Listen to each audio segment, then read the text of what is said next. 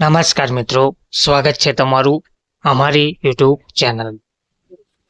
મિત્રો, સૌથી પહેલા તો નવા વર્ષની સર્વે મિત્રોને ખૂબ ખૂબ શુભકામનાઓ.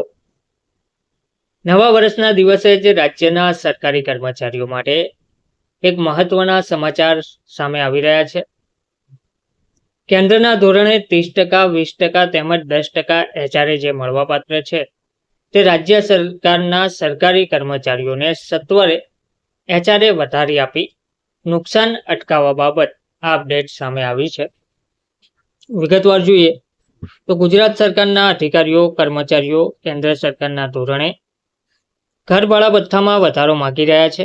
ગુજરાત રાજ્ય કર્મચારી મહામંડળે આ સંદર્ભે મુખ્યમંત્રીને તથા મુખ્ય સચિવને લેખિત આવેદન આપી જણાવ્યું છે કે રાજ્ય સરકારે કર્મચારીઓના આંદોલન સમયે 7મા પગાર પંચના તમામ લાભો આપવાનું કબૂલ્યું હતું અને અત્યારે મોંઘવારી ભથ્થું 58% થઈ ગયું છે. છતાં પણ શહેરોના જે વર્ગીકરણ છે તે મુજબ ઘરભાડા વધારો મળતો નથી. રાજ્ય સરકારના કર્મચારીઓ અધિકારીઓને એક્સ, વાય અને ઝેડ કેટેગરીના શહેરોમાં અનુક્રમે 24%, 16% અને 8% ઘરભાડા ભથ્થું મળે છે, જે કેન્દ્ર સરકારે તારીખ 7/7/2017ના ઓફિસ મેમોરેન્ડમથી નિયત કરેલું છે.